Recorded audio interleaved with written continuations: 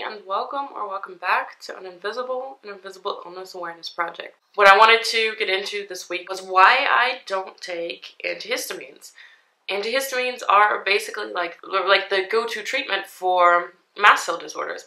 Even if you don't yet know that you have a mast cell disorder, that's often what your doctor will prescribe. And that's exactly how it went for me. I was prescribed antihistamines long before I reached the level of specialist that even has heard of mast cell disorders.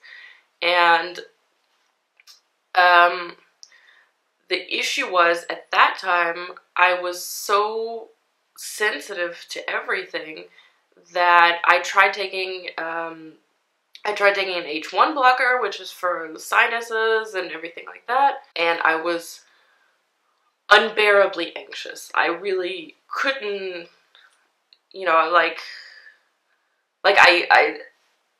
I am generally a very anxious person, but I could not cope with that level of anxiety. And then a few days later, I tried to take an H2 blocker, which is for the GI upset. And again, exact same thing. So I was like, I'm not going near those things anymore. I'm not going to touch them. I cannot. And then a while later, I ended up giving it a try again. That was 3 years ago now. And every so often, I'll give them a try because my doctors keep recommending them.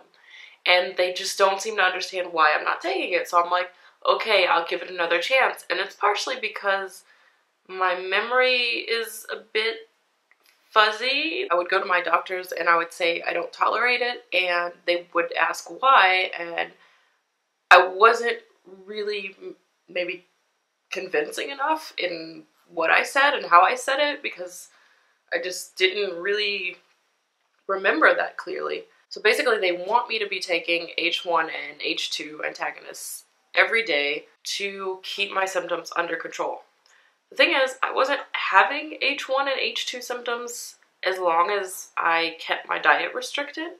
They would kind of flare up if I went off diet and tried eating something else. But for the most part, they weren't really an issue. So there didn't really seem to be any point to taking them every day. I know for a lot of people, they restrict their diet and it helps temporarily, and then their symptoms come back. So they have to have a restricted diet and take the antihistamines regularly. But that wasn't the case for me. So then you might think, okay, well then just take them regularly so that you can expand your diet, right? The problem is, after that initial period where they were causing me anxiety, I tried them again much later, and I did all right with them. I was fine if I was taking them when I had appropriate symptoms. They were effective, and I didn't have a reaction to the antihistamines themselves. The problem there was when I did try to start taking them regularly, the doctors, these were multiple doctors, but their recommendation was that since we can't get to the root of my fatigue, what I need to do is take these histamine antagonists, and by taking them regularly, that should improve my fatigue. So I'd try it, and I would take them, every day for several weeks, even though I wasn't having any H1 or H2 symptoms, and it made absolutely no difference in my fatigue. I didn't suddenly have more energy because I took an H1 blocker when I didn't have a stuffy nose. So if it's not achieving that goal, then again, what is the point? And then, unfortunately, as is very common for me, if I continue taking them every day, I eventually start getting headaches. And with most medications that I don't tolerate, I would get headaches after just a few days. Same for supplements. But I could tolerate them longer. I could take them up to several weeks, but then at that point, I start realizing, I've been having headaches every day for the past few days. They're getting worse. This is clearly an intolerance headache, so what am I doing that's causing this? And I have to figure out what's causing the problem and eliminate it. Otherwise, I will continue getting worse and worse headaches to the point where I really can't do anything. So They clearly had to go, but they weren't doing their job anyway. And unfortunately, I think that's really frustrating for a lot of doctors. Yeah, I just recently saw a specialist who presented it as I'm refusing the treatment rather than saying I didn't tolerate it.